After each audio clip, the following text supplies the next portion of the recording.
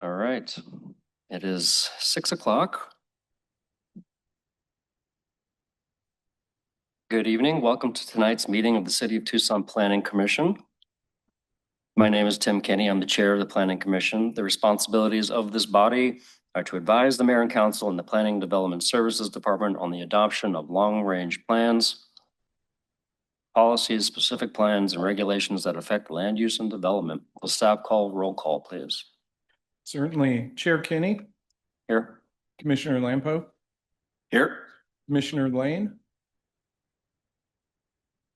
Commissioner McCancy, Present. Commissioner Ortiz-Pino, Present. Vice Chair Silva, Here. Commissioner Small, Present. Commissioner Trumbull, Here. Commissioner Veach, Here. and Commissioner Willett. Right, let the record reflect that a quorum is present. Thank you. At this time, I'd like to note that the Planning Commission rules of procedure require decorum and orderly conduct both by speakers and the audience. Remarks that are profane or threatening against any person are out of order. In addition, no person who's attending the meeting may engage in any conduct that disrupts or otherwise impedes the orderly conduct of the meeting. That includes statements or actions that would interrupt those called upon to speak or prevent them from speaking, unauthorized remarks from the audience, as well as clapping, stomping of feet, yelling, or any similar demonstrations are prohibited. I do have authority to ensure compliance with these rules, and if disorderly conduct continues after a warning, I may direct the removal of persons who are out of order. So, item number 2, approval of minutes, legal action report for May 6th, 2026. I'd entertain a motion. So moved. Second. Any discussion? All those in favor of approving the minutes, legal action report for May 6th, 2026, say aye. Aye. Aye. Aye. Aye. Any opposed? All righty. Okay, item number 3. Would staff please provide their presentation for item number 3, regulations for large-scale data centers? Certainly. Thank you so much for being here tonight. We are going to go through the proposal for the large-scale data center UDC amendment prior to the Planning Commission public hearing. Just a little bit of background to recap. Currently zoning within the city of Tucson treats smaller data centers as a storage use. Large-scale data centers are not addressed in the UDC. There are currently no standards in place for their regulation. Mayor and council requested that we develop a UDC amendment or a Unified Development Code amendment to establish guardrails for their development. And this would be in conjunction with the large quantity water users ordinance, which is adopted in August of 2025. A little bit of history. We held an initial Planning Commission study session in September of 2025. From there, we formed a technical advisory committee to help provide guidance on the formation of standards. From there, we held a series of 4 community meetings in late February and early March.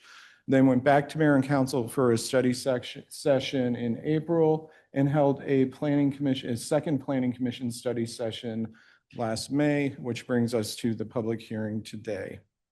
One of the things that we wanted to talk a little bit in more detail about is the large quantity water user ordinance. So I'll turn it over to Tucson Water Director John Kamik, who's going to speak on this slide.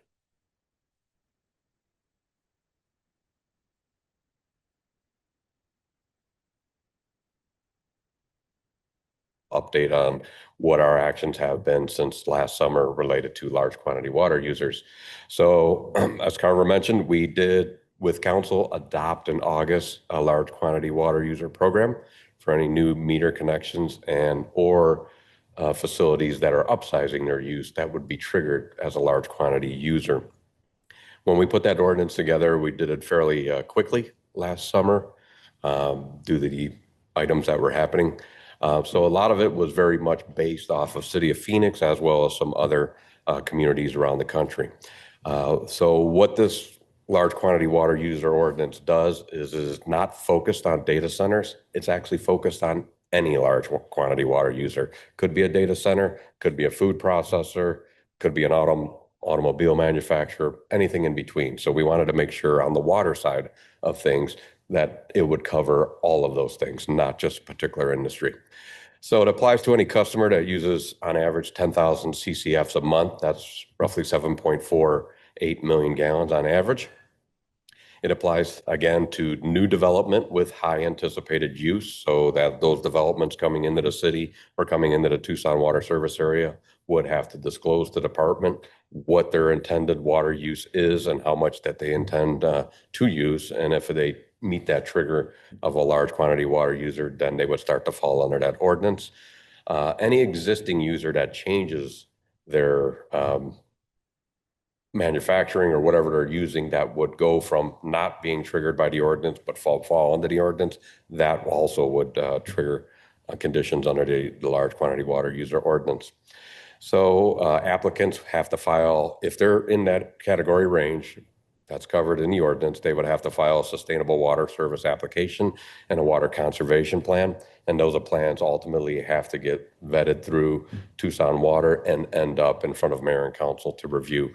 Just some information related to those water conservation plans. Anybody who falls under that large quantity water user ordinance would have to show demonstrable offsets or ways that they are conserving water and or making up water in the system. So they're more of a net zero impact from a water sustainability standpoint. Since August and the adoption of that ordinance, council, because it did happen quickly, council did ask for us to put together an ad hoc committee, which we did in the late fall, early winter, and we have some recommendations from that ad hoc committee that are currently being reviewed to do potential future refinements to the large quantity water user ordinance to make sure it's implementable and can be administered by the department and the city as a whole. So, and that's the update on that. Thank you. Thank you. Are there any questions for John while we have him here from the commission?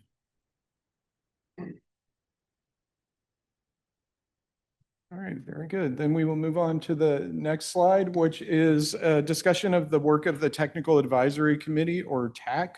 This committee was formed to provide expertise on a broad array of areas related to large-scale data centers, including land use, environment, and infrastructure. It contained 13 members with local knowledge in various areas. We looked at approaches from other jurisdictions within and outside of Arizona, and the TAC provided input on best practices, new technologies, and options for regulating large-scale data centers. They also made recommendations on topics and standards for inclusion in the proposed UDC amendment. And we met with the TAC 4 times between November of 2025 and March 2026. So following the work of the TAC, we held a series of 4 community meetings. This included 2 in-person meetings and 2 virtual meetings. We ended up with around 200 participants combined at the 4 community meetings. At those meetings, we're able to share our kind of early proposed concepts for the regulation of large-scale data centers and gather feedback as we began to draft the proposed code amendment. Based on the feedback we received, there were really some common themes that we got. Number 1 was concerns about water scarcity. This was really the most frequently raised concern that we had, the perception that we don't have adequate water supply to support large-scale data centers. Concerns about energy demands, utility needs and infrastructure, concerns about rate stress or increased electrical rates due to the construction of large-scale data centers. Heard a lot of feedback of outright opposition to large-scale data centers within the city. And then also initially we had proposed a 400-foot setback from residential zoning and other noise sensitive uses. That was seen as inadequate. We have increased that significantly, and I'll get into that a little bit more when we talk about the current proposal, which has evolved since our study session. Based on that, the TAC met again and made some final recommendations. The TAC members stressed the importance of clearly communicating roles and limits of zoning.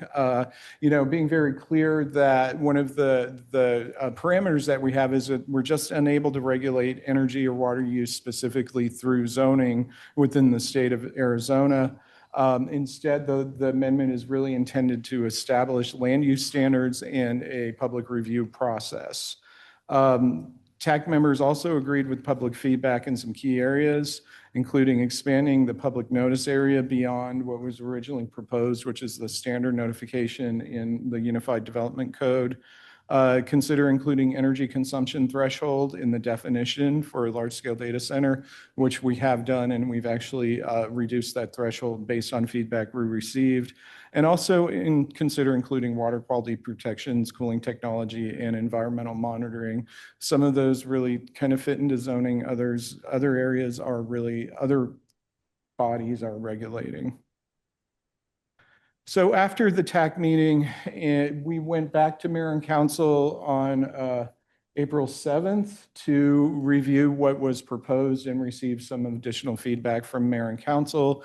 We summarized all the work that had occurred to date. Council supported staff recommendations and revisions based on public feedback. Really emphasized that we focus on creating clear guardrails that really reflect the values of Tucson. There was some discussion of moratorium options, which aren't really feasible.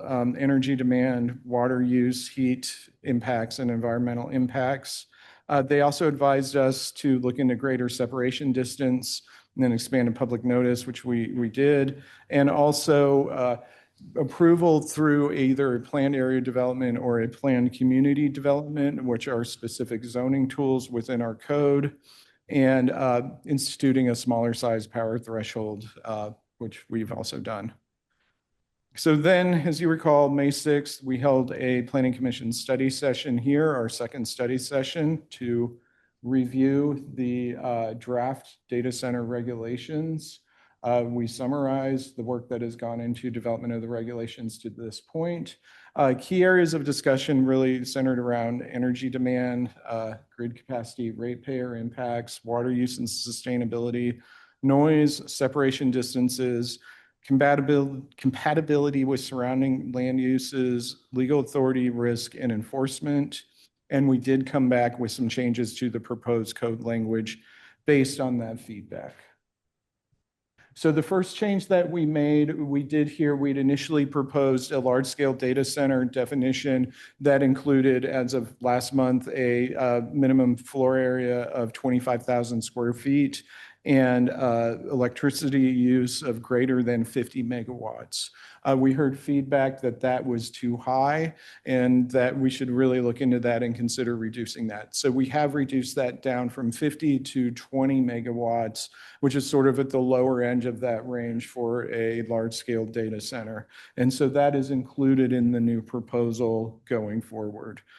We also still retained the requirement that a large-scale data center be reviewed only as a planned area development or as a planned community development. And I'll talk a little bit more ahead here on what that exactly means.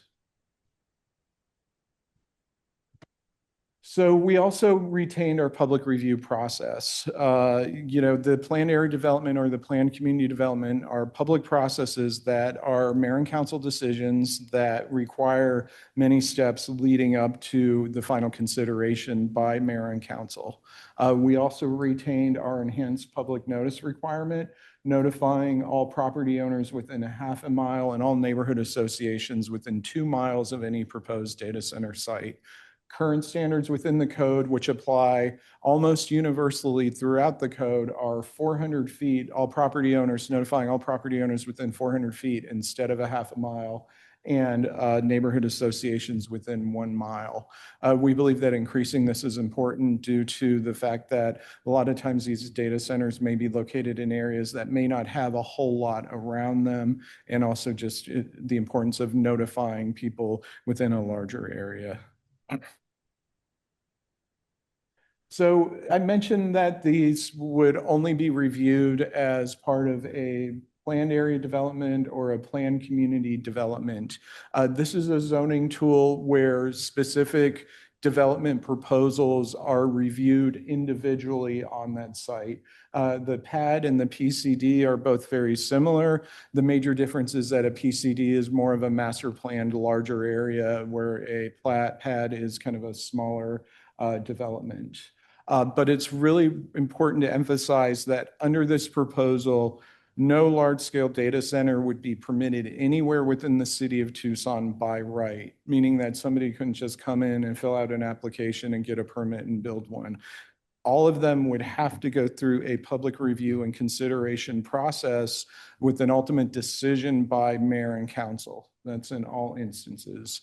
This is a significantly higher level of review than almost all other land uses within the city of Tucson. The only other comparable use that we have is a utility generating system, which is essentially a power plant.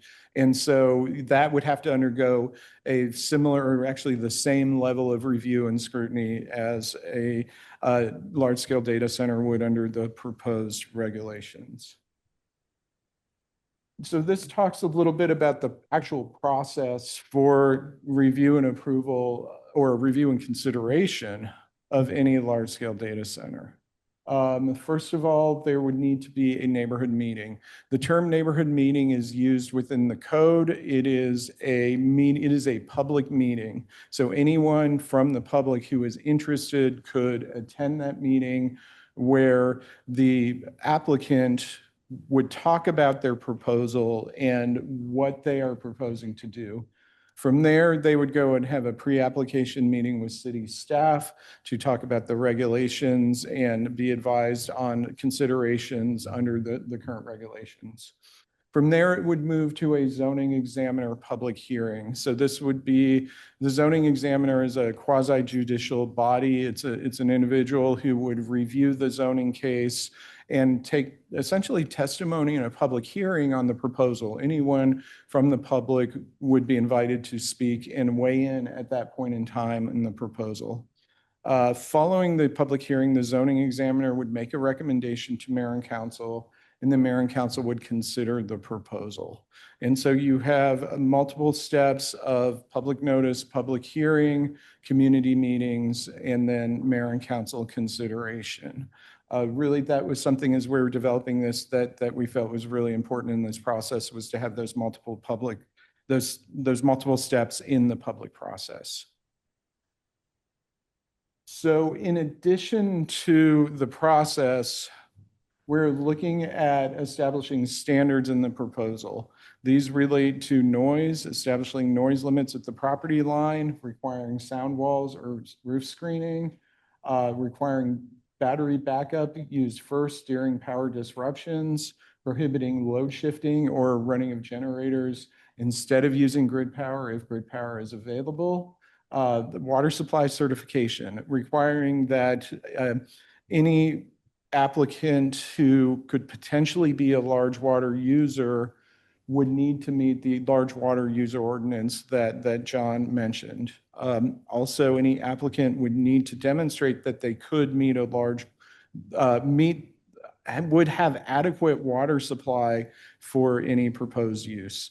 We are also looking at a prohibition on potable water for cooling if not covered by the large quantity water user ordinance, which is again designed to increase water use efficiency. We are also proposing inclusion of an energy disclosure where the applicant must demonstrate adequate energy supply at time of application, and that they must disclose the mix of energy use. So what are the renewables that are being proposed for this proposed data center? We're also looking at some enhanced landscaping and environmental considerations, broader landscaping buffers of 40 feet. We increased that. It was last month we were proposing 20 feet, and we received some feedback to increase that. Reduce parking requirements, a maximum lot coverage of 40% to encourage greater open space on the site to help mitigate the impacts. And then also revegetation of disturbed land with native plants, And there's some additional, requirements that we've put in also related to environmental assessments to determine the best location on a site for a potential data center, and also requirements of salvaging of native plants on site for anything that would be disturbed. And that really gets into the proposed changes that we have made since last month's Planning Commission study session. As I already mentioned, we are proposing to lower the energy threshold from 50 megawatts to 20 megawatts in the definition of a large-scale data center. This would cause more proposed data centers to fall under that definition. We are also looking at adding a maximum height limit of 50 feet. Our previous proposal did not include a height limit. The 50 feet is essentially mid-range for a large-scale data center, and it's also consistent with the existing height limit in our park industrial or a PI zoning district. We're also looking at increasing the separation distances from residential and non-residential uses to address concerns about heat and noise and other impacts. For the residential zones and certain other noise-sensitive uses, we're looking at doubling the separation distance from a half a mile or a quarter mile or 1,320 feet to a half a mile or 2,640 feet. And for commercial and office zones, we're looking at increasing that as well from 600 feet to 1,000 feet. And as I mentioned, also, we're looking at expanding the landscaping border and also increasing the environmental and plant salvage requirements that would be proposed. And so that brings us to the process slide and where we are in our process. This is a scheduled Planning Commission public hearing on the proposed code updates. The next step in the process would be mayor and council public hearing and review. So based on staff report, staff recommends that the Planning Commission make a recommendation to mayor and council to adopt the Unified Development Code amendment for large-scale data centers as proposed. Thank you. Thank you, Carver. And great presentation. I mentioned this last time, but it's always impressive that, you're an urban planner and you've had to become an expert on data centers in the last few months. So you've done a good job, and I know that it's a team effort. So everybody at PDSD, nice work on these regulations. And thank you for incorporating those changes from last time. I asked this last time and I'll ask it again, just kind of for posterity, but I think a lot of people are asking out there why we can't just ban them altogether. So could you explain that again? I would like to defer to the city attorney's office for an explanation of that.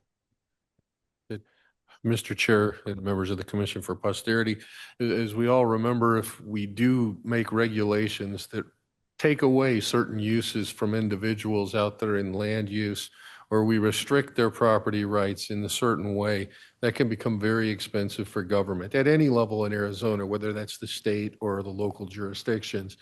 We would hate to have the city have to pay a huge bill because we ban something versus maybe regulating it in a better way. Thank you. So rather than banning them and probably being overruled and being forced to have them anyway, we're going to regulate them. Yeah. And Chair Kinney, if I could just add, because we do sometimes hear the term moratorium that people use. A moratorium has very specific findings in state law and is really just to be meant to be a temporary measure to restrict a land use if there's, not the infrastructure or something to support that. So that is not a long-term solution, a moratorium. It's a short-term action. And the city did already take a short-term action, which was the zoning administrator determination, which I think Carver mentioned briefly in the background, where we determined what the closest applicable land use is, which was utility or generating use. That was meant to be a temporary determination. And that was made so that we could develop the appropriate land use regulations. Thank you. So now I'd like to open this up to any questions from the commissioners to staff about anything in the presentation. Commissioner McCansey. Yes, thank you. I'd like to go back to our large water use expert here and ask, you mentioned that there were some additional considerations coming from your committee and advisory committee. Are you at liberty to just, at a high level, tell us what those are? Yes, well, one of them was the ability to use reclaimed water. In the ordinance that originally stands, it mentions the 30% use of reclaimed water if it's within a certain distance.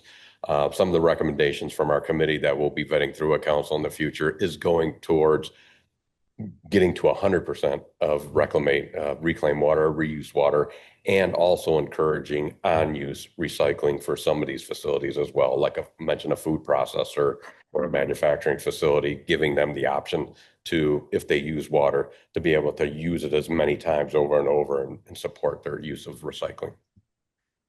Thank you. Can I ask? Yeah, Commissioner Lane. I just have a follow-up to that question. Does that apply if they're using a municipal water source or have gotten a permit for their own private well? That would only apply if they're a Tucson Water customer looking for access to municipal water. Yeah.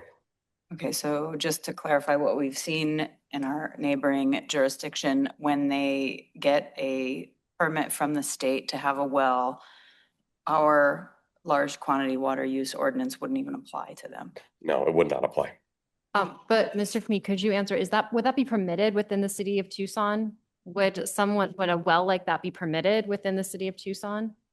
If it's in the city of Tucson, if Tucson Water service area, they have to get a waiver to drill a well in our service area.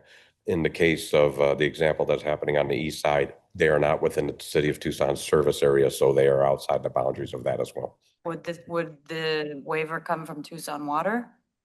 The waiver would come from Tucson Water, but we've never really given waivers to anybody drilling their own well. Okay, we've never really done it, but is there something in writing that says you wouldn't? I don't see us providing a waiver for someone to drill their own well in our service area.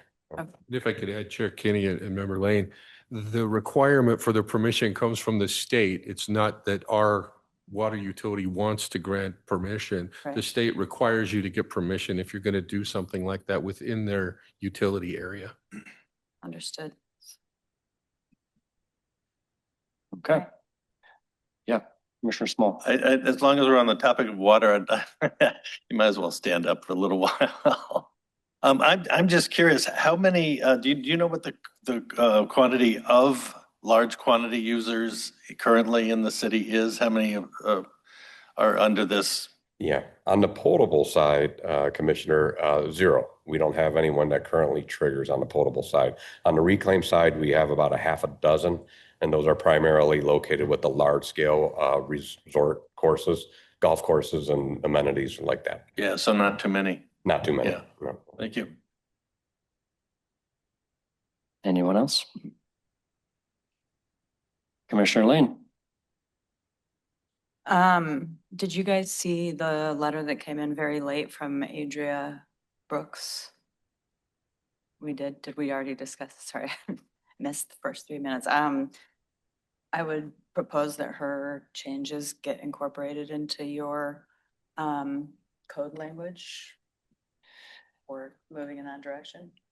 Yeah, so, I mean, you came very late, so like I know it came in, but it didn't come in enough time for me to read it or digest it. So have you read it enough? Yeah, I Could you mean, like, No, could you summarize it? I did read, well, I have it here. I mean, the way I understand our job right now, well, before I get into that, maybe I should ask my other questions. Have you, I'm thinking about the half-mile setback that is written in the current proposal.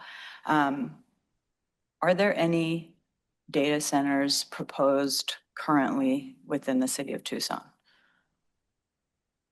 No, Commissioner Lane, there's no large-scale data centers proposed within the city of Tucson at this point. Okay, and given the new half-mile setbacks from residential areas and such. Have you done any sort of study to look at a map to understand how much land that actually practically means could be used for a data center? So Commissioner Lane, we really have not because the way the current proposal is written, a data center would be proposed through a PAD or PCD. So it's really not based on existing zoning. Just in terms of where there's land available, really that's the large tracts of undeveloped land that we have in the city that are, our Southlands area. That's not close to any residential use. There's really no uses there at this point. So we haven't done an analysis like that, but most of the developed parts of the city, you're right, that would be a barrier for development. Okay. I mean, I suspect that the practicality of this is actually on the low side, and given public opinion, I think that it's very unlikely that we see a proposal in the next year to two. So given that understanding, I think that the way I see it is that we need to establish a zoning code that we can fall back on that has both enough regulation to give us some control over how these things happen, but also enough flexibility to deal with a proposal on a case-by-case basis. And I think that through the public review process, that would be able to happen. That would give us the opportunity to negotiate directly with the developer to establish something like a community benefit program, a development deal to see where the benefit for the community comes from. So again, I just think it's important that we pass something, but we also leave ourselves some latitude to be able to negotiate on a case-by-case basis. And I'm curious if part of the public review process for these data centers could include a review through this commission, as well as your typical public review committee. Commissioner Lane, rezonings are reviewed by the zoning examiner. However, it is a possibility that a data center would also require a plan amendment, depending on where it was being proposed. A rezoning must be in alignment with any applicable area or neighborhood plan, as well as the general plan. So if we found that if it was not in conformance with an area or neighborhood plan or the general plan, that component would be reviewed by the Planning Commission, the plan amendment. So I see that we're like leaning into, by using the PAD and the PCD processes, trying to lean into existing processes within the city. I think we need to recognize that the data center proposals are something very new to this community and all communities across the country. And so can we not put a stipulation on the fact that it's energy use or something like that, the intensity of the use, even if there's no rezoning, that this commission can hear the proposal? And again, I'm asking these questions because I think it's important to be able to negotiate a community benefit agreement with a developer at the time that they're making a proposal. And going through this commission, in addition to the public review process, I think would give us a very robust say in how these data centers might benefit our communities in the end.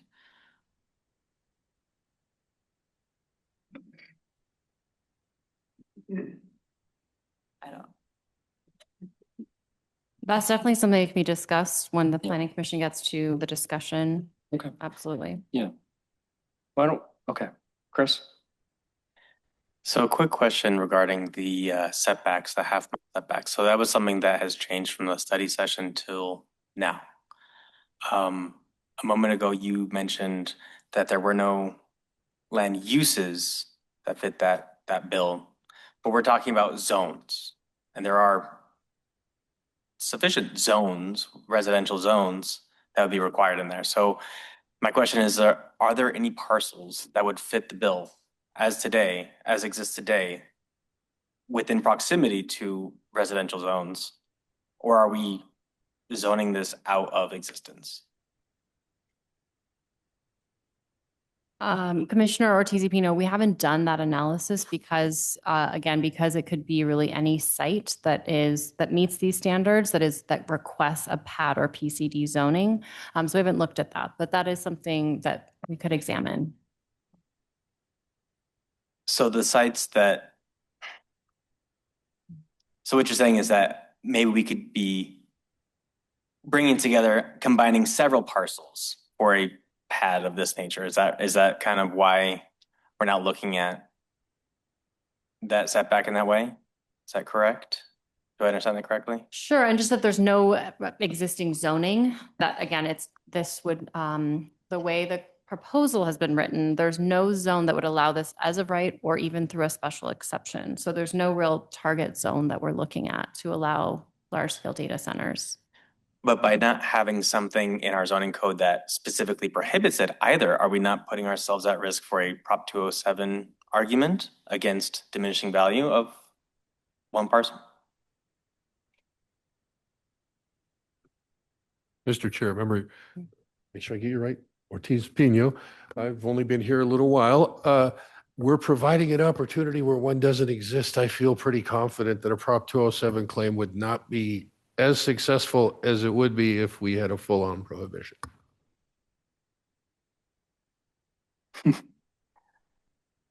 Why don't I suggest we go to the public hearing before we get into the full discussion and hear what some other folks have to say, and then we can hash it out. So at this time, I'd like to open the public hearing to members of the public who'd like to speak about this item. There will be a 3-minute time limit per speaker, which may be extended at my discretion. There's also going to be a maximum of 1 hour set for comments. So members of the commission may ask questions of the speakers, but it's not required. And I do ask that each commissioner be timely, as we want to make sure that those who would like to be heard have an opportunity. And the 3-minute time limit will also still apply.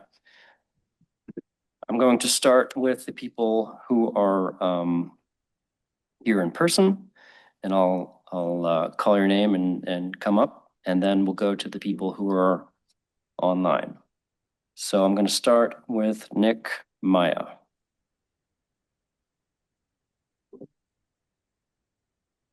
It's very rare that I get to go first. Good evening, Chair Kinney, Vice Chair Silva, and Commissioners. My name is Nick Maya, and I am the Program Manager at the Coalition for Sonoran Desert Protection. We participated in the Technical Advisory Committee and represented environmental interests. I realized our letter was submitted late, but I hope you had a chance to review it before tonight's meeting.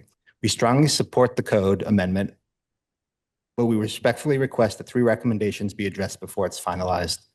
First, we ask that the city include open space in Section 1B as a sensitive use protected by the code's setback requirements.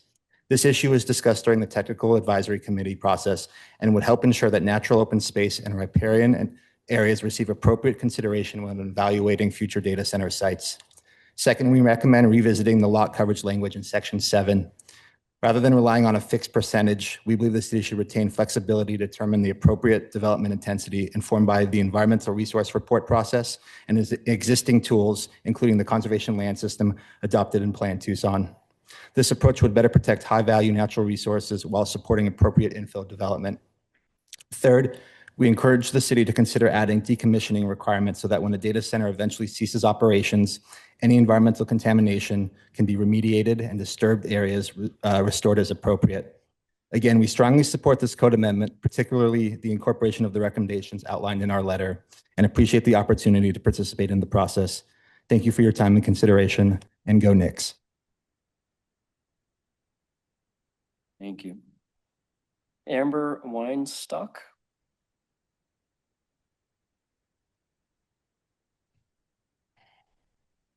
Hello, good evening, and thank you for having me. My name is Amber Weinstock. I'm currently a Vail resident of 9 years, previously a Tucson resident of 25 years. I work as a substitute teacher for the Vail School District for the past 3 years now.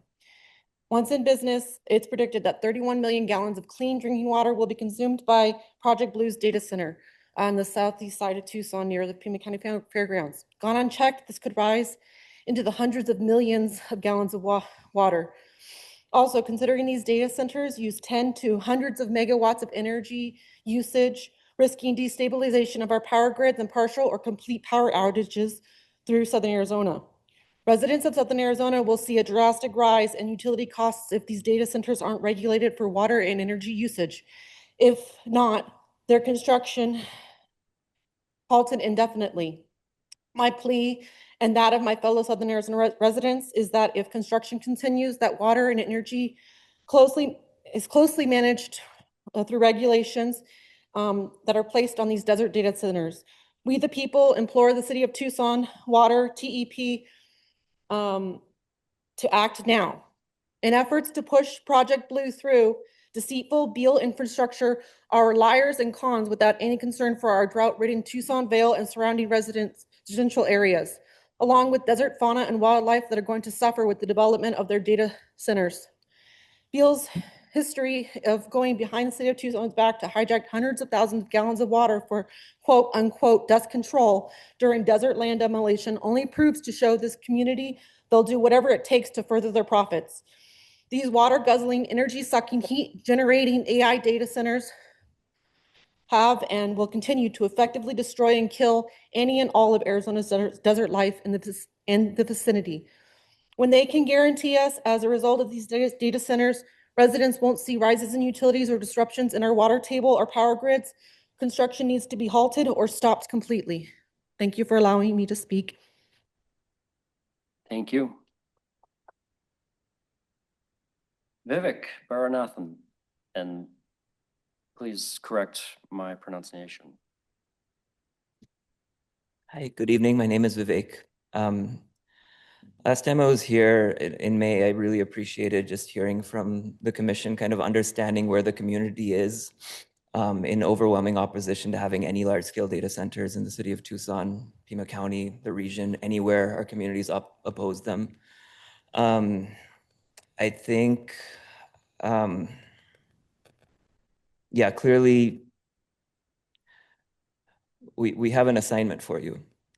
And what I do appreciate about this latest draft code is that the reduction in definition from 50 megawatts to 20 megawatts, the 50-foot height limit, and the setback from a quarter mile to a half mile. These are all really significant improvements, and I appreciate them.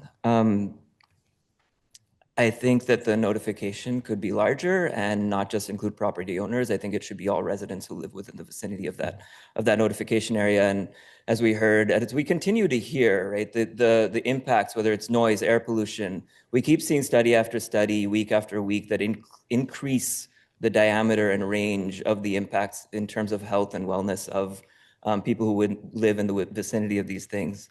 So we maintain that we don't want these things here. Now I understand that, and this was clear last time, that you are limited by the state's preemption laws and the limits that they've placed on our community's autonomy to make our decisions for ourselves. So the question I have for you is this the best you can do within those confines? Because what is going to happen if there is a if there's a large-scale data center constructed or approved within Tucson city limits, people are going to be hurt. They're going to be hurt in resisting those things. They're going to be hurt throughout the process of construction. They will be hurt after they are built in terms of their health impacts. So is this the best you can do? Can you do better? And if you can, please do it. I just want to leave you with a final thought. I had an opportunity to visit Memphis in fall and accompanied a bus tour of the area around the XAI facility. Two things happened when we left the bus. One, immediately half the people on the bus felt severe symptoms like nausea and hard time breathing. The other was something that someone observed, which was, have you noticed we can't hear any more birds? I hope the vegetation that you plan to revegetate doesn't require insects or birds to pollinate. Thank you for your time. Thank you. April Putney. Good evening. Thank you for allowing me to speak. I represent myself. Thank you for sending this back once. I really enjoy seeing a lower megawatt threshold in the definition. Like my buddy, I enjoyed the increase in public notice radius, I guess. I support the amendments Speaker 1 proposed in the checkered red shirt. I have some amendments I think would make it stronger. I understand all of you are very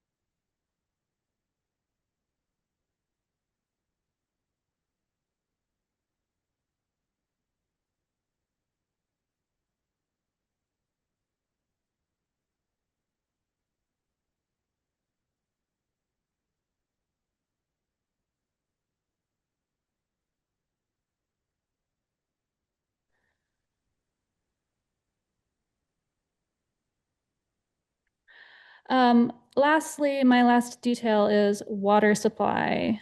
That's the portion I'm referring to. It says a mitigation plan, quote, may be required. Why not shall? Why don't we make them require a mitigation plan instead of squabbling about it later? This concludes my laundry list of ways that this particular proposal could be improved. But what I'd also like to ask of the Planning Commission is a little bit of bravery. Like my friend alluded to, it's really cool to have a nice seat on a dais where you get to make decisions and have power and say that you know, resisted the forces of evil, but other people have to put their bodies on the line and other people get jailed. And other people are going to have to do a lot more in the future depending on your choices. So think, I hope, about the rest of the people and how it's going to impact them beyond your decisions, your very safe decisions here today. Thank you. Thank you. Aaron Kelly.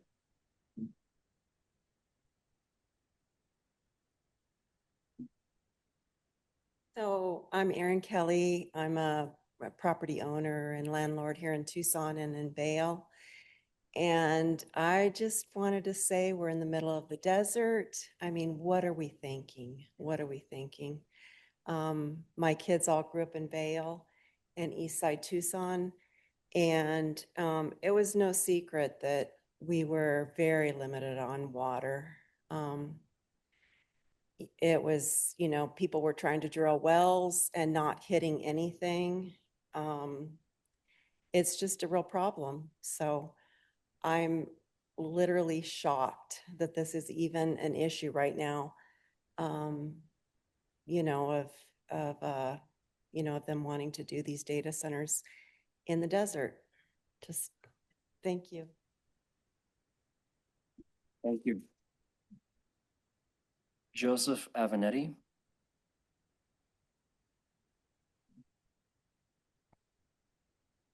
Hi, thank you for giving me the opportunity to speak here. My name is Joseph Avenetti. I'm a Marana resident who works in and spends most of my time in Tucson. I just wanted to say that between the very real danger of running out of water in this part of Arizona, having the water table polluted by these data centers if they're drilling directly in with wells, and just I think that these data centers really do constitute an existential threat to this region as well as other places. And they're just one arm of what broadly is something that needs to be taken really seriously because it could really screw up living here. And that's it. Thank you. Thank you. Dylan Jorgensen. Hello there. Thank you for allowing me to speak. As you can see, there's a lot of concerns about water usage. And you earlier brought up that we wanted to bring up potential benefits of the job centers.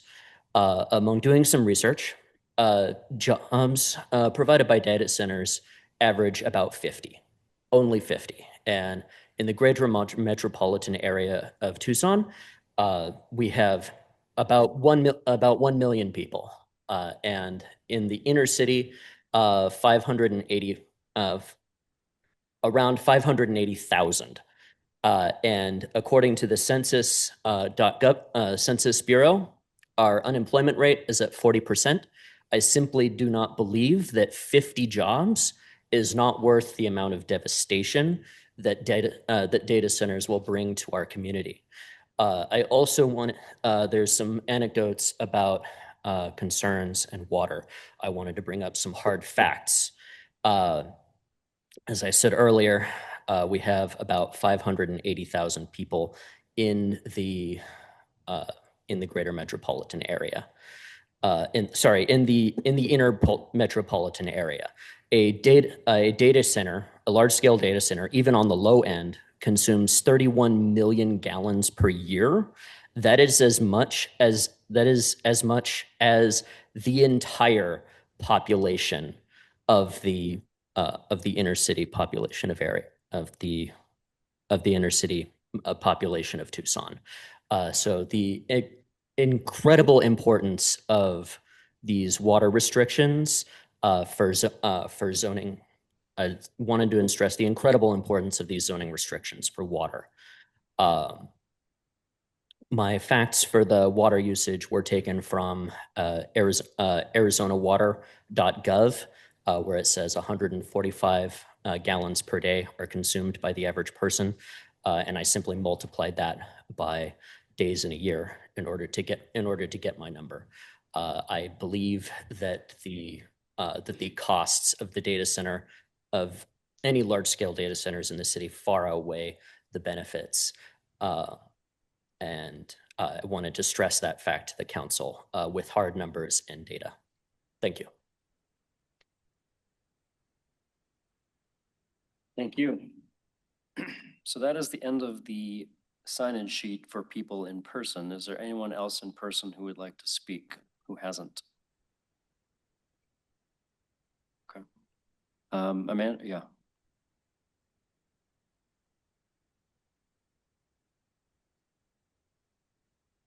One second, let me just read your name. Thank you. Adria Brooks, in person. Yeah, totally. Adria Brooks, I sent in a letter. I hear 23 hours and 50 minutes late. I thought I was 10 minutes early, so sorry about that. So apologies to you all, you didn't get to read it. Apologies to Carver for blowing up your inbox at the last minute, and thank you for leading us through the tech. I did serve on the technical advisory committee as an energy expert. I am happy to go through the highlights of my letter, or I can turn this into a 2.5-minute Q&A session. Why don't you do the highlights? If you can do that in 3 minutes. Yep, you got it. So I'm speaking just to the energy piece of this, not to the rest of the regulations. And then I'm referring just to the memo. So I recognize draft regulation language might differ from what's in the memo. So do recognize there's a difference there. In the memo, on the third sentence of the noise and generation, splitting between pages 5 and 6, if you all are looking at that, I want to raise some concerns with that, the way that the regs are written in that memo. So the first is for generators, only tier 4 natural gas dual fuel generators will be permitted. The intention of this, I believe, was that recognizing that diesel gensets tend to be the go-to generator, backup generation for data centers. We want to be sure that those are the least polluting, highest quality, most efficient. But the way that it's written, that only those would be permitted, makes it sound like that would disallow long duration storage or some other carbon-free emission generator. So I have a recommendation to modify that such that it's not disallowing those other clean energy sources, but it is saying if you are to use a fossil fuel generator, it does have to be the lowest emitting available.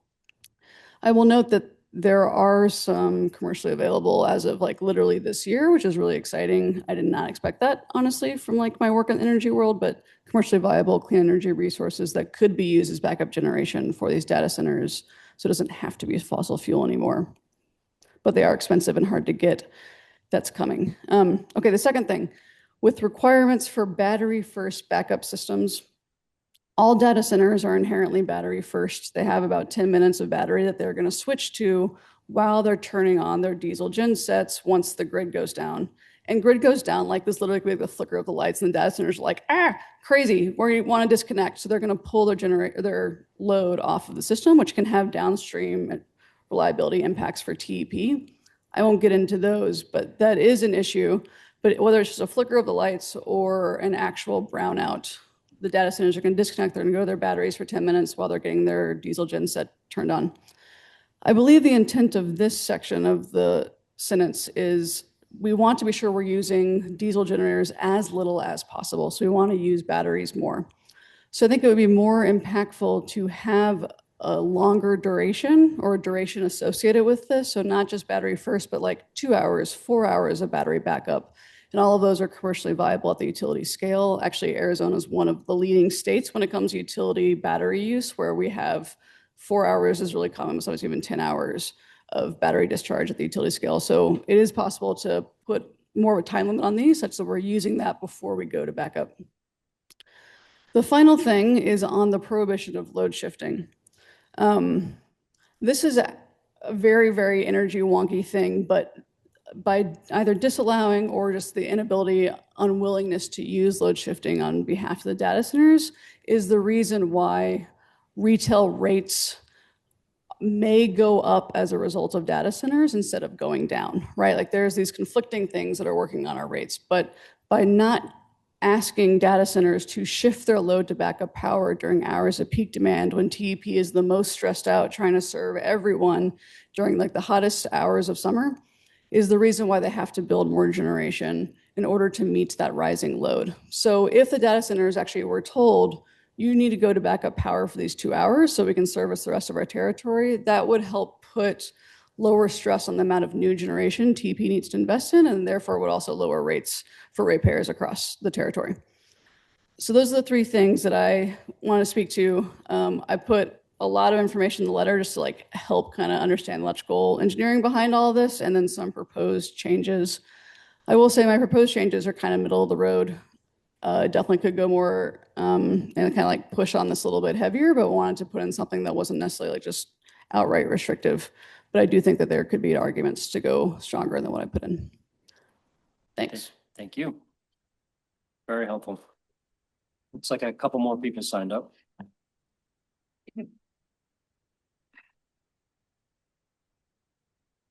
Thank you, Corin. Yeah. Randall Longero, I apologize.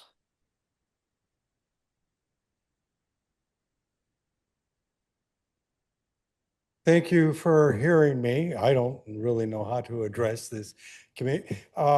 It's long core, just like the two words. And sorry, that's my writing.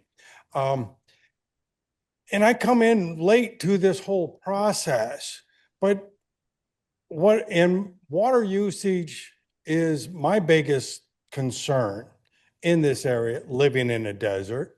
And I try to store as much water as I can myself. But what I gathered from what I'm hearing here is we can't directly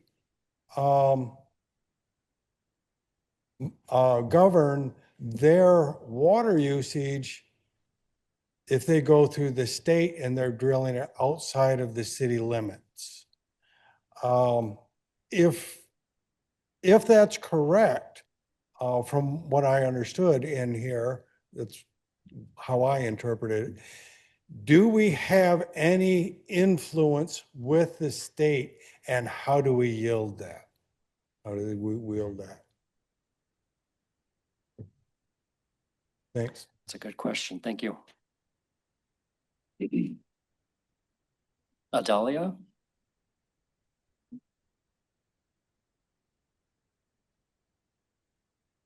Hello, I am from Tucson, born and raised, and while the current regulations that are proposed do a lot to address many of the concerns regarding water, regarding our energy usages, they do not go far enough to protect our public health. There is some things proposed about independent studies regarding noise, but there's nothing regarding a public health study, an independent public health study, or anything of the sort. As was previously mentioned, we don't yet fully know how far away you need to be from a data center to be safe from the various public health concerns. But already it looks like half a mile may not be far enough to protect the public from various noise concerns that affect their health, or various air pollution concerns that again affect health and affect our most vulnerable populations. Thank you. Thank you. Is there anyone else in person? Okay, we'll go online. So now I'm going to go and if anyone online would like to speak, please raise your yellow hand and I will let you I'll speak in the order that I see you. The first one I see is Kaio.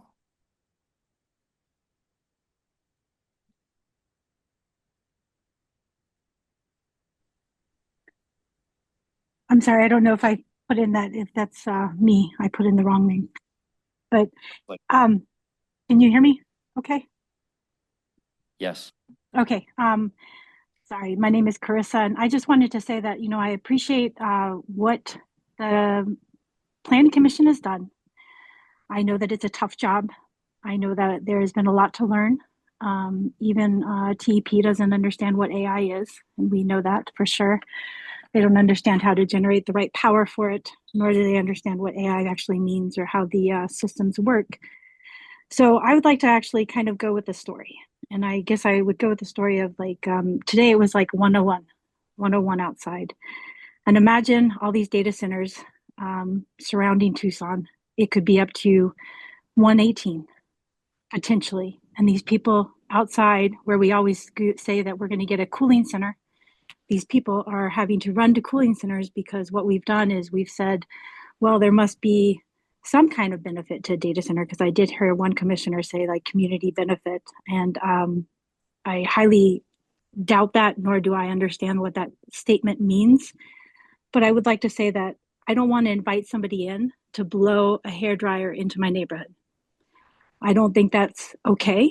And I don't think that's going to suffice for life. That's going to suffice for the water. There are new record evaporation rates that they're talking about that we could end up looking like Venus in a couple of years. And I don't want to live in space. I don't have the money to afford a space shuttle to go up there and do it with like Elon.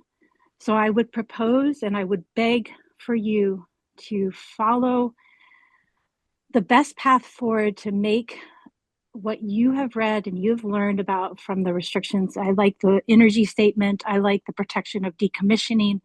I like a lot of these recommendations here. I think they're very good. I will say that I work in a field that's adjacent, if not directly attached to this. And so I understand it very well, what it can and cannot do.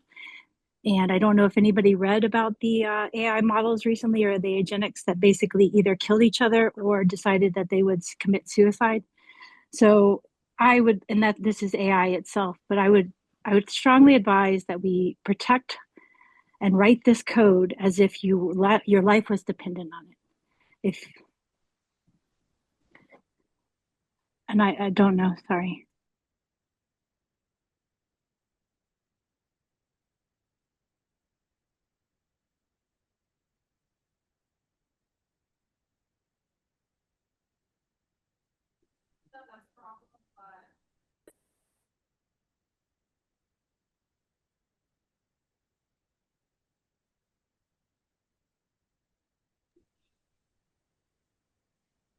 Sorry, are you able to hear me?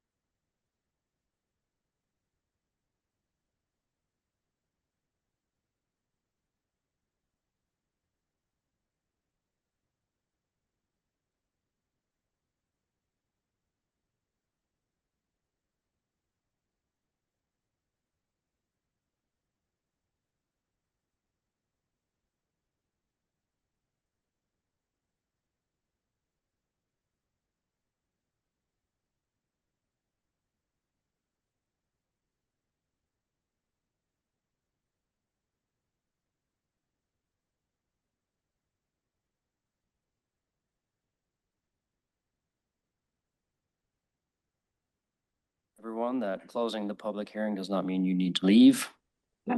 Just means that the public comment section part of the agenda is over for this item. So now I'd like to open this up to general discussion by the commission on the proposed code amendment based on what we've heard. Who would like to start? Commissioner Lampo. Hi, again, great job, Carver. Great presentation. Mostly I noticed some typos, some inconsistencies in the draft language. So 11.3, 11F, it says any facility. So get rid of that A.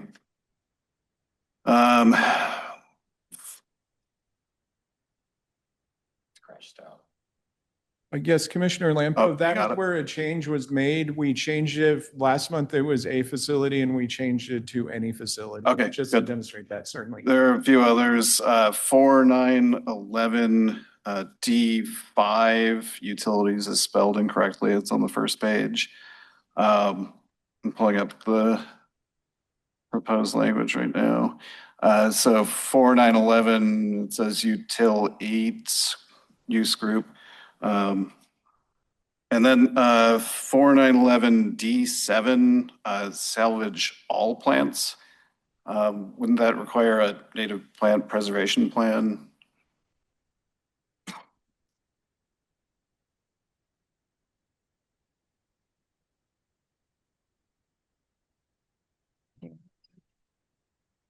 Commissioner Lampo, it may require a native plant preservation plan,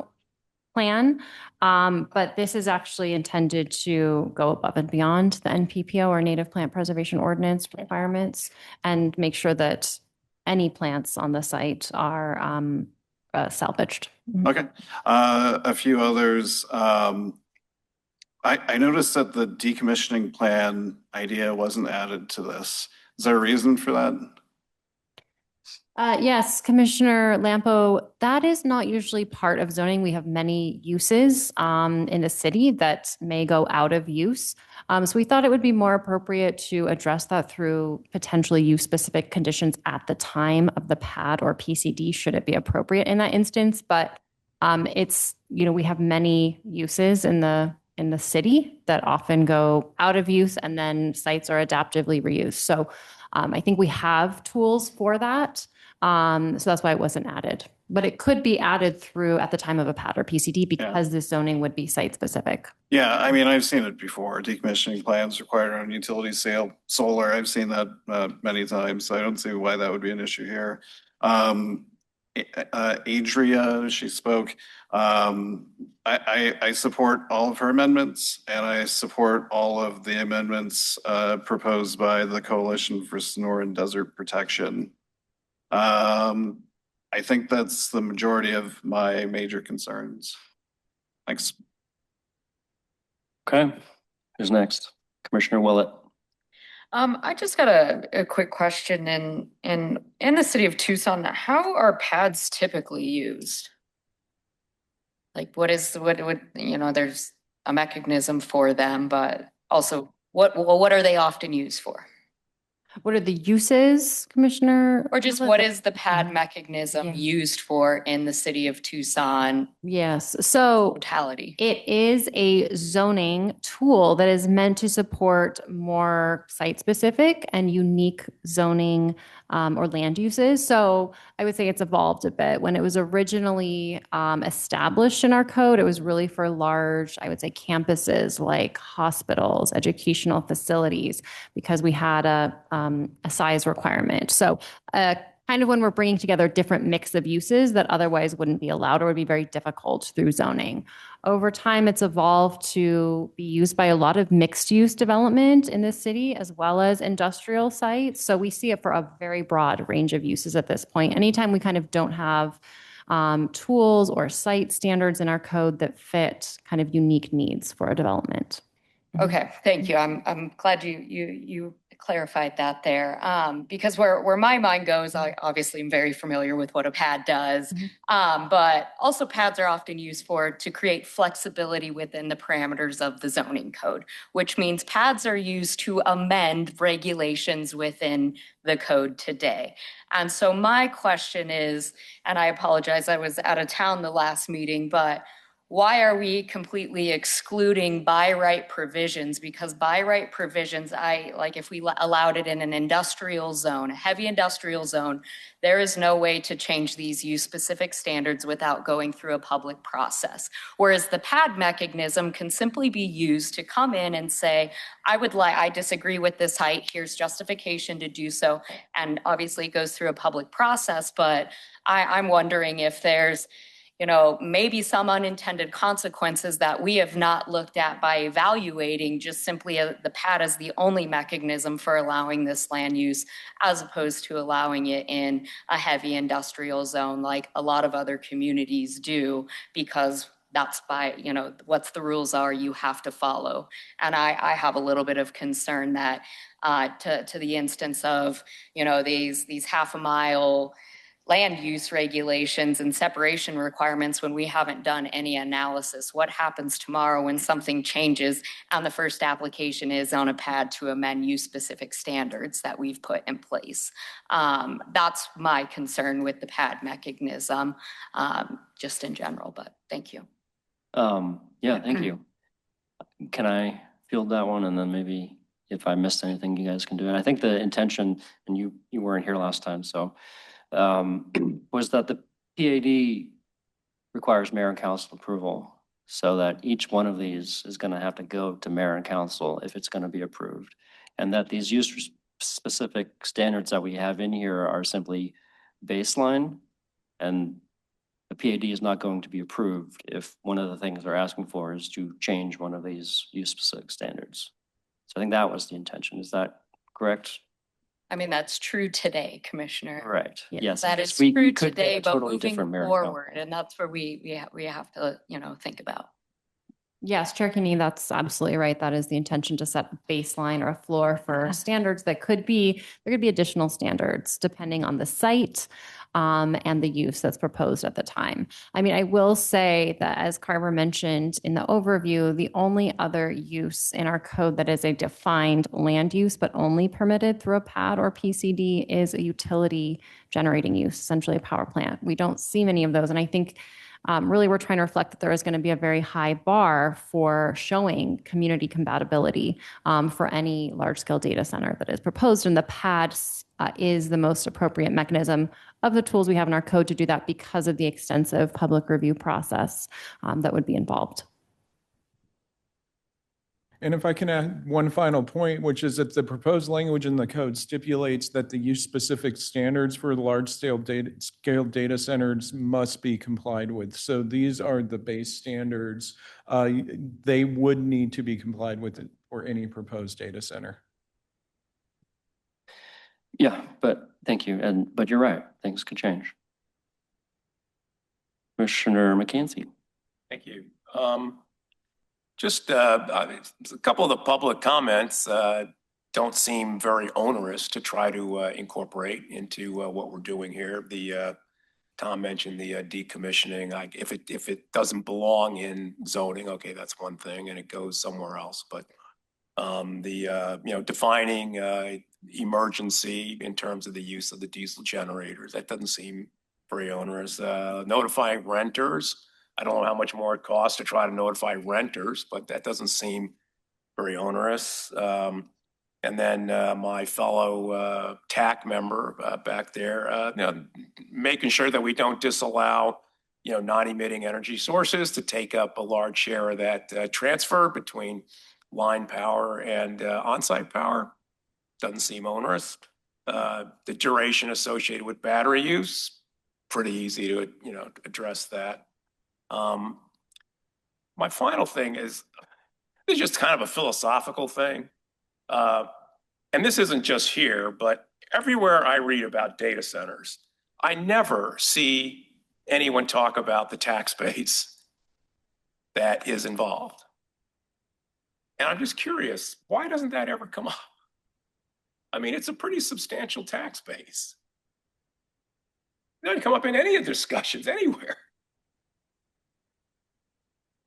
Well, I can't ask you to speak, but the public hearing part is closed. It's a good question.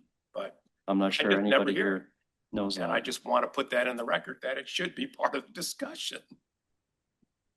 Commissioner McKenzie, it is definitely something that we did look at in doing research of communities around the country and how data centers have affected those communities. And when we were kind of looking at regulations in other communities, we definitely were looking in Arizona, but elsewhere. So the example that comes up all the time is Northern Virginia in terms of how it's improved their tax base. So we did actually speak with a government official from that region who shared, yes, some of the tax base that it has generated. And he also shared some of the regulations that they're working on in Northern Virginia that were very in Loudoun County in particular. And they were very similar to a lot of the regulations that we have proposed in Tucson. So we did use that as an example when we were doing research.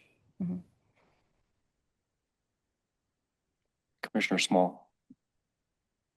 I'd like to join in commending the planning department for this presentation and for all the changes you've made in distilling all this information into a comprehensive proposal. Just simply, I'd just like to second Commissioner Lampeau in acknowledging Adria Brooks and the Coalition for the Sonoran Desert Protection and their comments and suggestions. Commissioner Lane. Thank you. I have a specific comment and then I'm going to zoom out again to the sort of larger picture for a minute. I don't exactly understand the portion of this proposal as it relates to low frequency noise. And I think it's a really difficult thing to understand. And I see that we're asking for a study sealed by an independent acoustic engineer, but the language in this seems sort of pointed at the generators and the larger temporary noise that would come out of these facilities. So I'm just maybe a little unclear on if, again, those lower frequency buzz continuous noise frequencies are addressed strongly enough in this proposal. So that is a more specific question I have. I also agree with the sentiment you just made, defining what emergency means. I think these are important things. One thing that's become really clear to me over the last couple of months, getting familiar with what we're doing here, is that the public has spoken pretty unequivocally with one viewpoint. I am surprised. Usually on this commission, we get a pretty split difference in public opinion about a specific issue. This issue is unanimously, our community does not want this. And I have continued to ask myself, what is the function of the zoning code within this discussion? What do we have the ability to do? Given that there are no proposals before development services right now in the city of Tucson, I don't think we need to move faster than we are, and it's okay to take more time.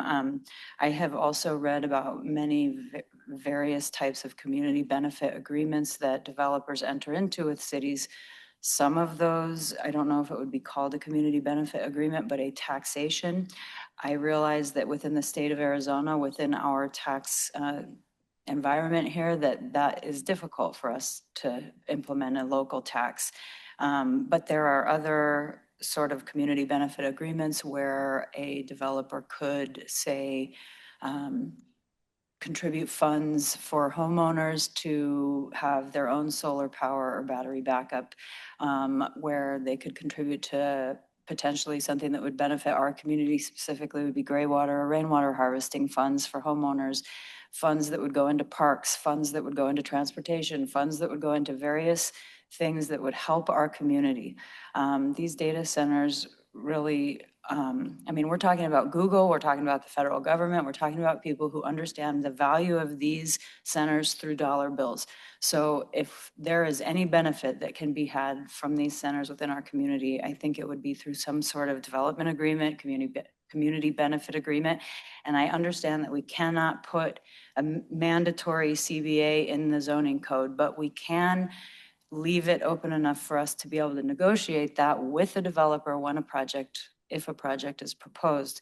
So again, I would really like to see some language added where, again, maybe I'm biased, but mayor and council will have to review the proposal through the PAD process. You have a panel of experts here that we should be involved, I think, in that process to make recommendations to mayor and council. So I truly would like to fight for an application for a high use, a resource heavy proposal like this go through this commission again for review. Whether that includes a rezoning or not, any proposal can with us, maybe it's the energy threshold that you use. But again, that gives us the flexibility in a case-by-case basis to really look at and understand how we as the community can benefit from having something like this in our community. We're also about to learn a lot from the Project Blue over the next year. The technology that's going into these centers is, I mean, technology in my lifetime has changed immensely. So a year from now, this conversation could be very, very different than what we are talking about right now. So I don't think it's a bad idea to just slow down for a second. I don't know if any of my colleagues here would be in support of a temporary memorandum just to pause ourselves. And again, the noise, I think, is a really big, for me, that's my biggest concern about this, trying to understand the low grade effects on the surrounding community. Is a half mile enough? I don't know how to measure that. I trust the work that TAC did. I really trust, I think we have no choice but to trust these people. I support the changes that were put before us tonight by Adria, sorry. And any other recommendations that came out of that committee as well. But again, I don't personally feel comfortable right now putting forward a recommendation exactly to mayor and council. I think there's a few more things that we could vet. And I also, again, lastly, the thing that's become very, very clear is no matter what we do, right now in the city of Tucson, these guys went to our neighbor's backyard and are going to build one anyway. And they got well permits from the state. That's 3 different government entities that are not talking to each other. And so again, this is outside the purview of the zoning code, but having a regional conversation between governing bodies and coming up with a plan that works for the Southwest, for the state of Arizona, seems essential. So I would recommend to mayor and council right now to start having those conversations. If we can't create a tax plan to tax these people based on their gross revenue to benefit our community, why not? How can we get there? And can we not be the city that instigates this conversation at a larger scale? So I don't know how we make a recommendation from here. No, thank you. Commissioner Lane, do you want to ask staff your question about the noise to see if maybe they had already? Sure. Do you have an understanding? I mean, Commissioner Lane, is your question about how the generator noise would be captured in the noise study that's required? yeah, I mean, what decibel of low buzz becomes problematic for public health, for local, plants, animals? I mean, those things are important, and they're clearly important to our community. I mean, the public comment was endless, people stating these things. So I just, Yeah. So basically, you're wanting to make sure that that noise study includes generator use, not just the baseline. I think that's what I'm sorry, this tablet is not helping me anymore. I think that the generator noise is an issue, yes, and so is whatever low-grade sound is coming out of these. And an acoustics engineer is absolutely a necessity, but I think we've put general thresholds, which I'm like, okay, are they good enough? Are they low enough? Is there a low-grade buzz that's going to be coming out of this place that's going to contribute negatively to our public health and well-being? I don't know how to answer that, or even how to vet whether what we have here is appropriate. That's certainly something that we could look at, as well as including some additional language clarifying low frequency hum as part of the acoustical assessment for any proposed data center. Yeah, and I think correlating that to overall human health and wellness, and what those thresholds are and when they start to affect our quality of life in a negative way. Yeah. And Commissioner Lane, do you prefer that they come back with those changes, or are you okay if they make those changes and send them to mayor and council? I don't know. Okay. I mean, does anybody else have an opinion? Well, I have a. Sure. Yeah, Chris, go ahead. I guess when it comes to the setback, it seems like we have looked at sound. Is that correct? Am I correct in saying that that's why we went from a quarter mile to a half mile? That was a large part of the reason why we increased that, correct? Okay. So what I have not seen from the study session till now is any factual studies, any basis for understanding that. I do recall that there was some comment, but I haven't seen any factual studies. I haven't seen anything that says these are the facts regarding these low level frequency hum buzzes. It's just comment, next time, half mile. So, and I think this is important because it opens up the city to litigation. I am not a lawyer. I'll be the first one to say that. But if we do not base it in fact that we can defend, then we're in a position where we are making an arbitrary and capricious zoning code and that is regulating out a use that otherwise could be beneficial to this community. Now, I will leave that to a question here, but it doesn't sound like we are hearing the facts. I hear comments, but I don't know what the facts are. I haven't seen the studies and I haven't given an opportunity to read those.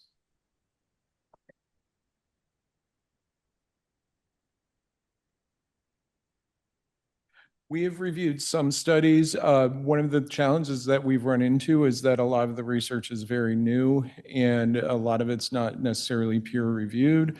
We did err on the side of slightly larger setbacks. We can certainly look into that more deeply, but I think that one of the challenges is with this newer land use, finding reliable data that we can rely on fully. So this is a question for our attorney, what risk does the city have in creating a overly restrictive code when we don't have a reliable knowledge base to make that? I would just also add, Commissioner Ortiz, is that the setback is based on, yes, noise, but is also based on other factors as well, like the urban heat island effect. There's a number of impacts that we're trying to mitigate through that half-mile setback that is currently proposed. So noise studies are one thing we've looked at, but there's a number of other factors as well. Chair Kitty, Member Ortiz-Pino, we're making the best decision we can with the data we have. You can't be asked to do something with something you don't have. If there's better data later, we'll be able to make fixes. I don't know if there's better data out there based on what Mr. Struve told us, is that this is new and we're trying to figure it out just like everybody else in the country. So I don't know that the liability is that big of an issue until we know more. Then maybe if we know more, then we make more changes. From a design standpoint, acoustics are one of the most complex and difficult aspects of designing a building. And if we get it wrong, fixing it later physically is going to be a nightmare, and if even possible. So, and I don't know how long you wait for data to come out like this. I don't, again, I feel like the technology changes. It's entirely possible that this time next year, people are like, data centers are a thing of yesterday. We don't even build them anymore. So, I can't discern the difference between how badly we need this zoning code as a protection right now versus again, the concept of doing a temporary memorandum to give us some more time, give the industry nationally some more time to understand these facts. And again, we don't have any proposals in front of us right now. We're going to be dealing with one that's being built in the county, and we're going to learn a lot from that. And it seems to me that there is no political will at the moment to be building any more of these right now. So I don't know that we need to rush. Sure. So hypothetical for you guys, if in the time before mayor and council approves these changes and they become effective, somebody applies for a large scale data center, what's the process? Does it have to go to mayor and council? Can you say that timing just again, one more time, Chair Kenny? Before we get these regulations in place, if before this happens and before they become effective, somebody applies, let's say tomorrow. Right now, somebody applies, yeah. Okay. What's the process?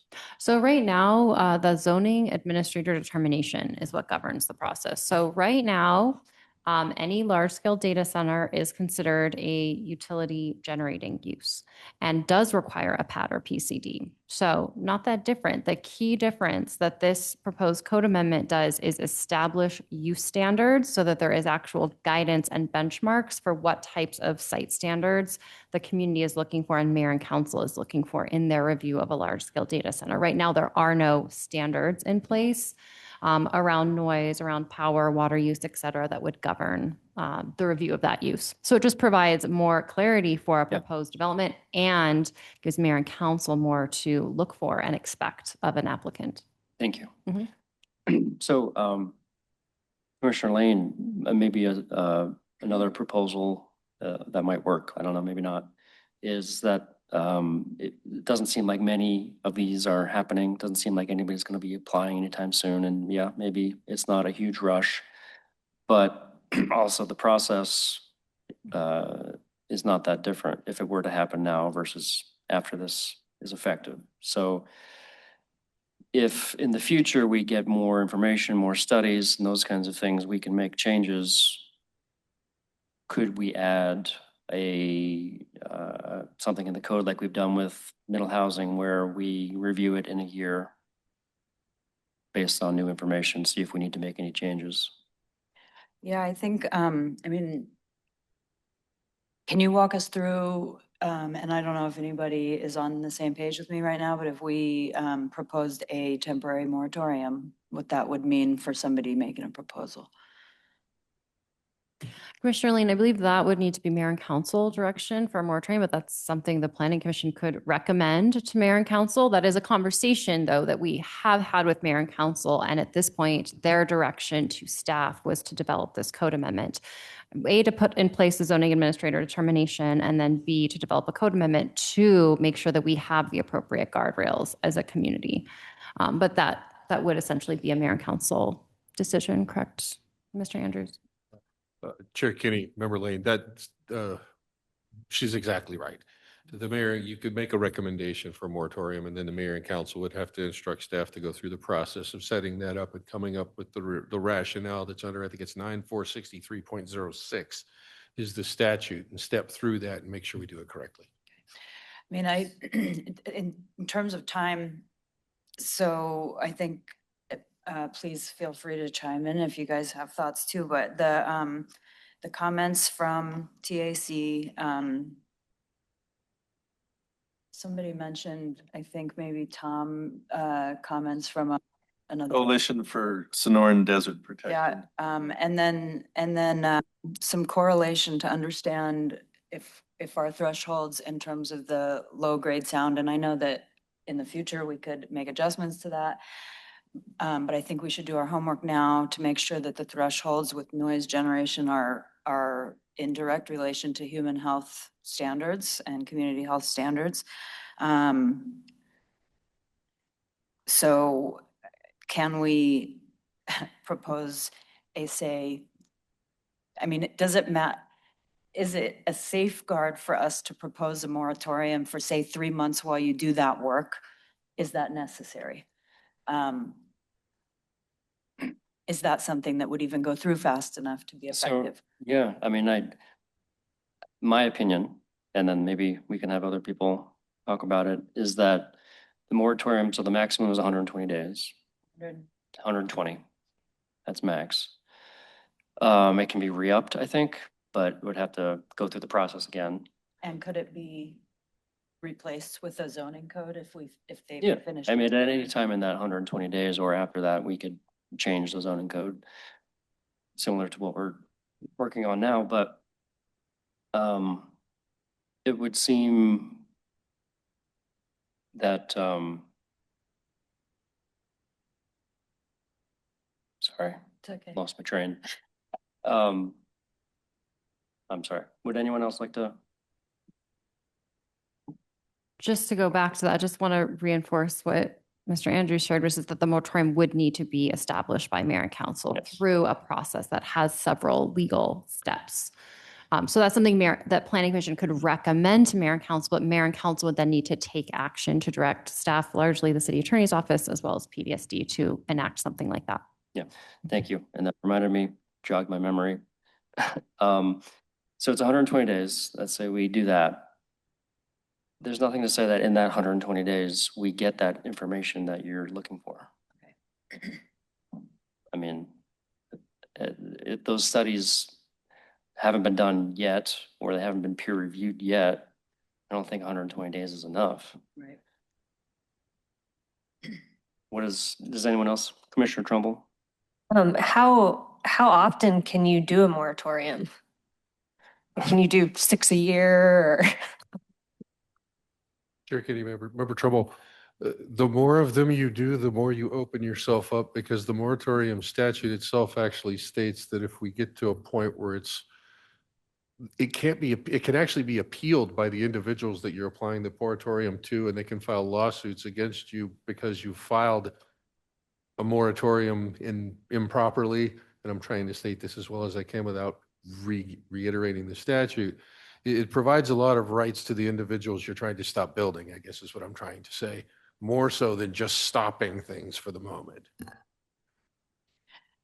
Have there been any data center proposals that you know of that were submitted in the last year? Any realistic customers coming to you and coming to development services inquiring about these? Commissioner Lane, I mean, since Project Blue, no, we have not had, we've had a couple inquiries, but really just about what the city is doing in terms of regulations, not really any proposals. That being said, I think the interest, our understanding is that there is an interest from the city in creating clear parameters and regulations so that there are standards and guardrails, again, for our community for data centers. So that's the reason we've been working on this amendment with the Technical Advisory Committee, with Planning Commission, is to make sure that we have those protections in place in our code. Could those, the setbacks in there are minimum. So when somebody comes in and applies for a PAD, mayor and council could require larger setbacks, right? That's If correct. they're even possible. Chair Kinney, yes. Again, these are the standards, kind of the baseline, as we've been saying, but through a PAD process, those could be expanded if there was rationale based on the surrounding land uses. Yeah. Commissioner Willett, did you have your hand up? No. Ortiz Pino? No. Veach? I mean, I'll go. I mean, my thoughts are on this. I tend to come from the school of thought of having rules in place are better than none.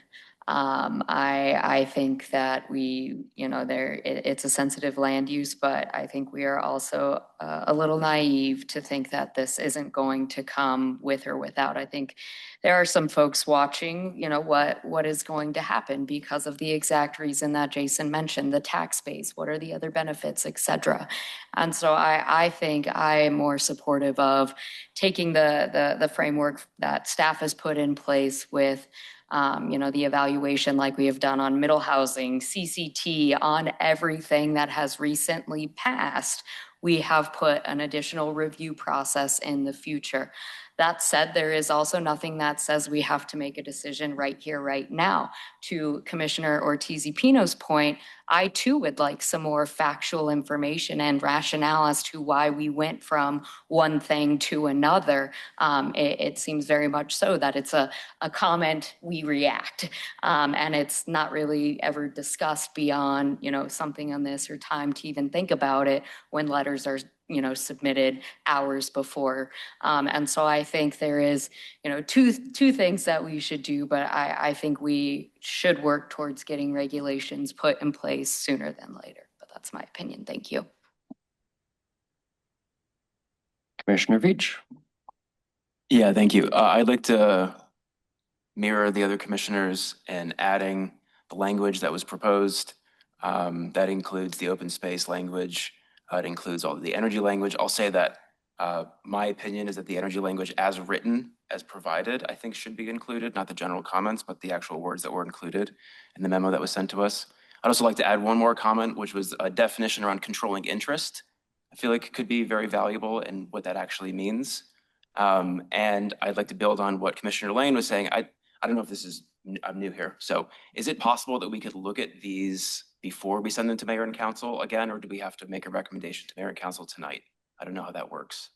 Because I personally would like to see the comments and the inclusions just as another review before we make a recommendation. Yeah, so if the commission decides, we don't have to send it to mayor and council. We can postpone it and have a second public hearing. Is that right? I would look to the city attorney's office to help us decipher the planning commission rules on that. But basically, the planning commission can always continue or leave a public hearing open. And hearings can be continued for up to 90 days from when it is opened. Once a public hearing is closed, there's 45 days that the planning commission has to make a recommendation on that item. So since we closed the public hearing, Mr. Andrews, would it be they could reopen a hearing and continue it, or how would that work? Or would it really be that they now have 45 days? I think at this point, since we've closed the public hearing, we'd have to do the 45 days, which means what you're looking for staff to do is put these comments that the staff, that the public brought in and were brought forward by the commission back here, and then get that recommendation to mayor and council under the rules. Yeah, and that's pretty tight. That's a big burden for you all. It would have been great to have those comments at the study session last month. So does that answer your question? Sort of. So we have to make a recommendation to mayor and council essentially. Because of staff timelines and et cetera. We could force staff to try and make those changes and get it back to us and to mayor and council in 45 days. To us and then to mayor and council, assuming we then recommend. Mr. Chair, I don't think we have to get to the council in 45 days. We have to get your recommendation in 45 days. Okay. Thank you. So what would you do if Corin, sorry, as the staff, I mean, can you handle taking our comments today and revising this and getting them back to us in time? Yes, Chair Kinney, Commissioner Lane, I think 45 days, we could have another planning commission hearing. That would be either the first or second meeting in July would work. We'd probably want to do the first meeting to have a little more time. So we could poll the commission as we get into summer months to make sure we have a quorum. But yes, I think it is doable to make some revisions and come back within 45 days. I think given the experience that we've had as a community, it is important that we try to get this right. Commissioner Silva?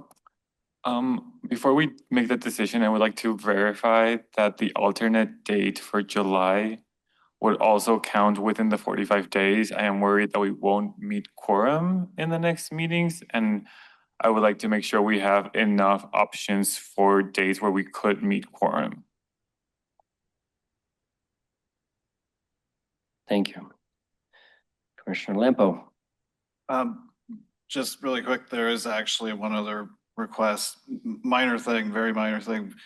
So 4911D3D5, we're very specific later on saying between the hours of 8 a.m. and 10 p.m. Mountain Standard Time. But that D5 certification, that non-emergency maintenance operations will be limited to 9 to 5, Mondays through Fridays, just adding the AM to PM. Just so, I mean, it just seems like we're being very specific later on.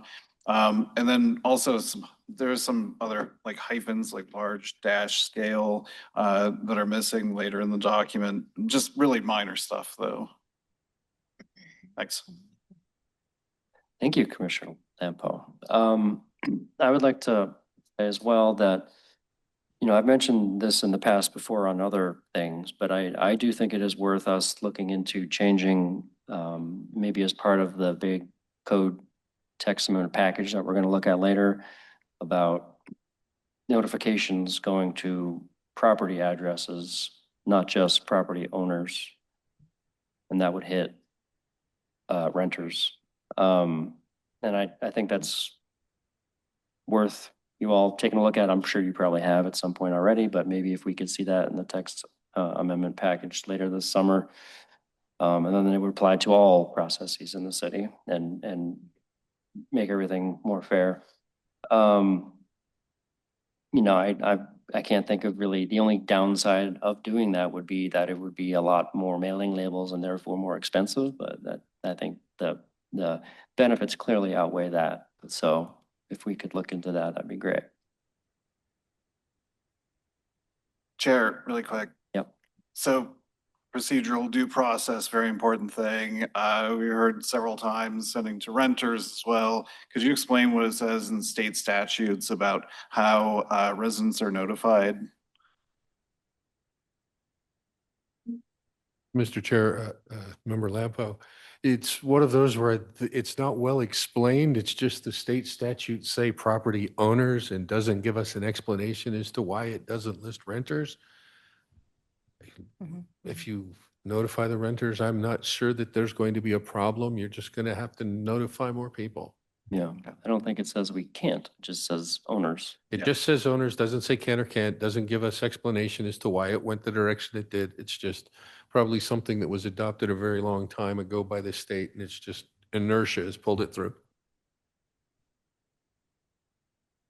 Okay, well, does anyone have a motion?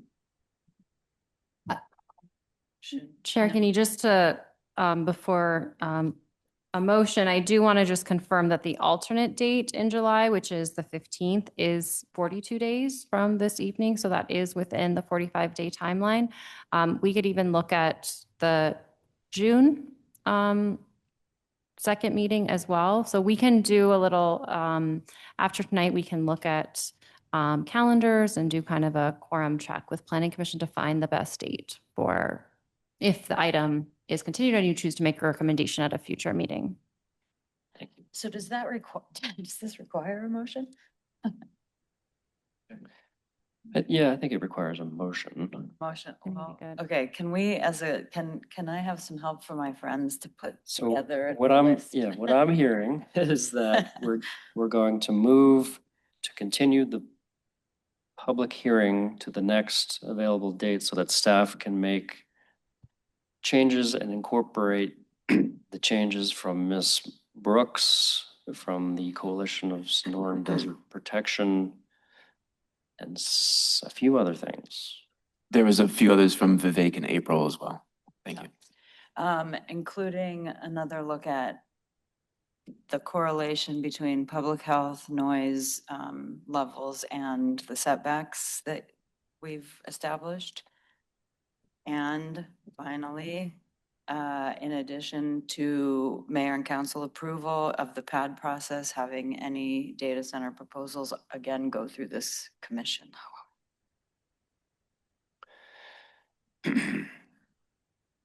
Off the top of my head, I don't think that one's gonna work just because that would require an amendment to the other parts of the code, which talk about the planning commission's Fine. purview.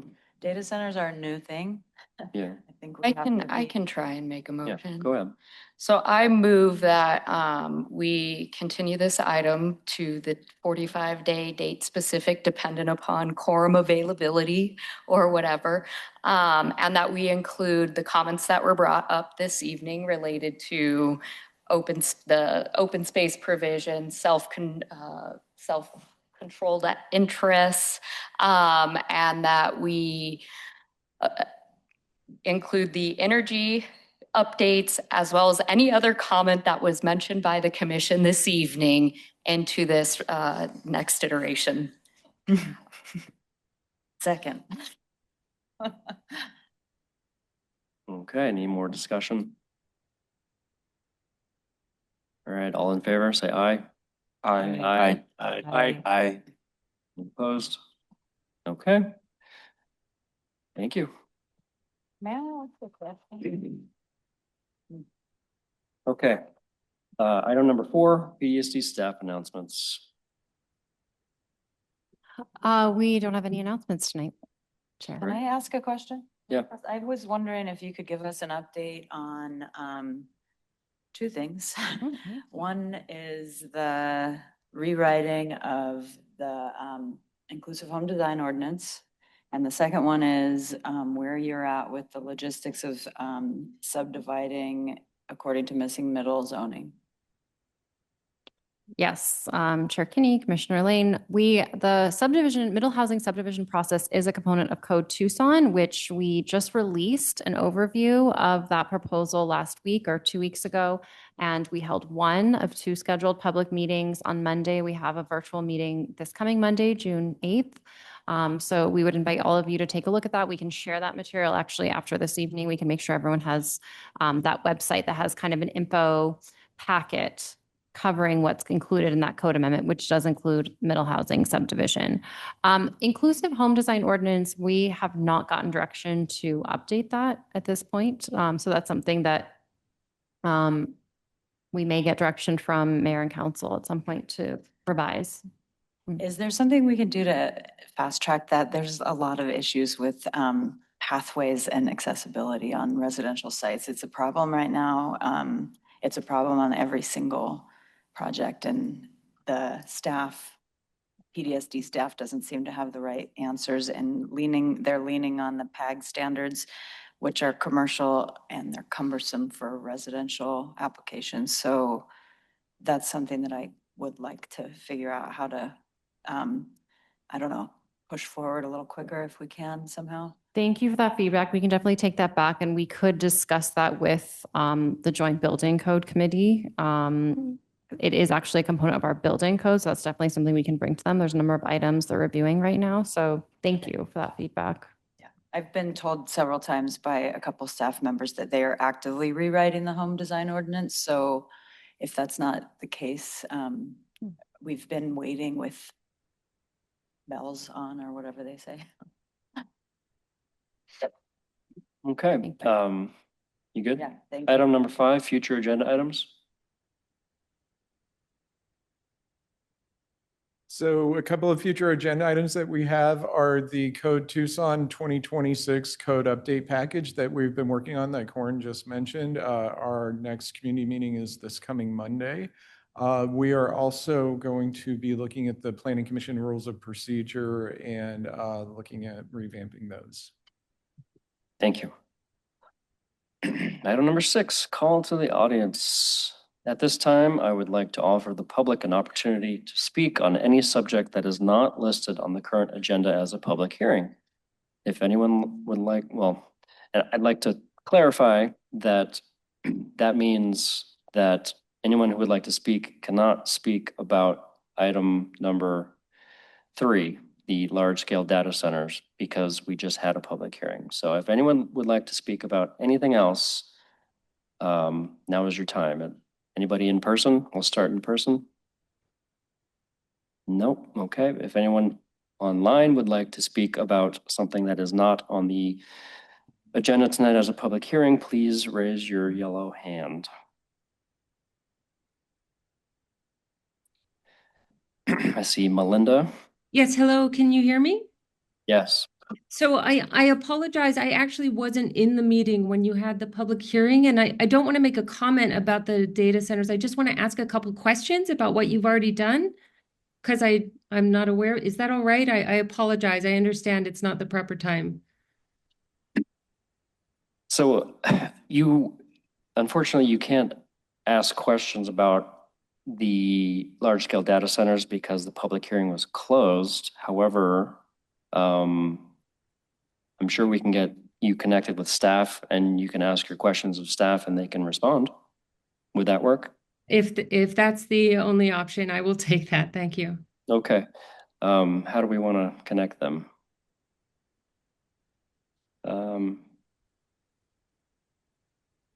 Yeah, best way to get into contact is to email me.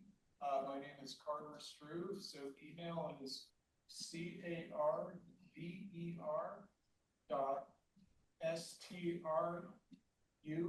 V as in Victor, @tucsonaz.gov. Okay, thank you, Carter. I'll do that. It's Carver with a B. Carver, thank you. I'm sure that I can look that up. Thanks very much. She heard you. Okay, anyone else online wishing to speak? Please raise your hand. Okey doke. Going once, twice. Okay. Item number 7, call to adjourn. So moved. Second. All in favor? Second, aye. Aye. Thank you, Aye. everyone.